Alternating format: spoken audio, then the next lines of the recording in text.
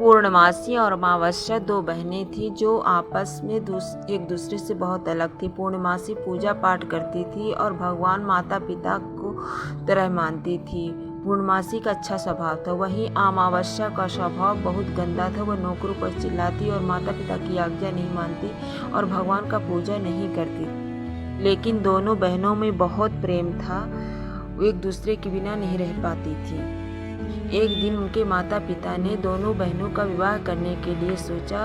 अमावस्या का विवाह एक राजघराने में कर दिया, लेकिन वहीं पूर्णमासी का विवाह एक गरीब ब्राह्मण के यहाँ कर दिया जो वो साधारण एक किसान था। लेकिन पूर्णमासी का पति अच्छे स्वभाव वाला था, वहीं अमावस्या का पति काफ़ी घमंडी था और चिड़चिड़ा था। पूर्णमासी का पति एक अच्छे स्वभाव का था।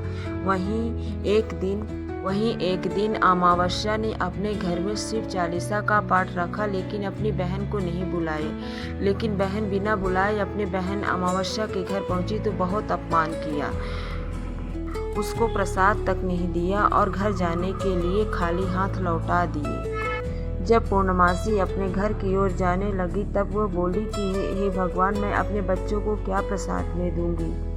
तब उसने सोचा क्यों ना अपने मायके की तरफ चलूं। जाते समय उसे एक बुढ़िया मिली जो तुलसी का दल रखी हुई थी और बोली कि बेटी, इसमें जल डाल दो और थोड़ी मेरी सेवा कर दो।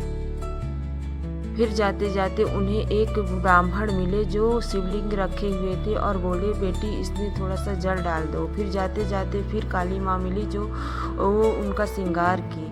फिर जाते जाते उन्हें गंगा माँ मिली जो वो उनकी भी सेवा की। फिर गई अपने मायके गई वो। जब वह अपने मायके गई तो भाभियों ने बहुत अच्छी तरह से खातिर की और भोजन कराया और अगले दिन पूर्णमासी जाने के लिए बोली तो उसको बहुत सारा विदाई दी। और रास्ते में जिन जिन लोगों की पूर्णमासी ने सेवा की थी सब लोग ने उन्हें एक पोटली के रूप में दिए।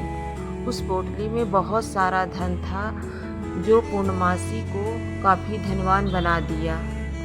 एक दिन पूर्णमासी ने सोचा क्यों ना शिव चालीसा का पाठ अपने घर में रखा जाए। उन्होंने अपनी बहन को भी बुलाया और बहन जब सब ये देखी कि राज वैभव देखी अपनी बहन का, तब उसने उसका राज पूछा।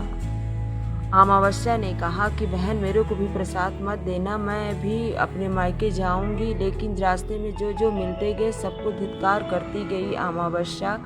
जब वह अपने मायके तक पहुंची तब भाभियों से भी अच्छे से उसका संबंध नहीं था और खाना पीना खाकर वह सो गई। जब जाने लगी तब उसने भी अपने ससुराल जाने के लिए कहा, लेकिन भाभियों ने उसको सामान नहीं दिया। कहा, मैं तुम्हारा सामान भिजवा दूंगी। रास्ते में जो जो मिले सबको धिक्कार करती रही, लेकिन उन्होंने सबने उसको पोटली दी। रास्ते में जो जो मिला सब ने अमावस्या को पोटली दी, लेकिन पोटली में कुछ भी नहीं था, कंकड़ पत्थर थे।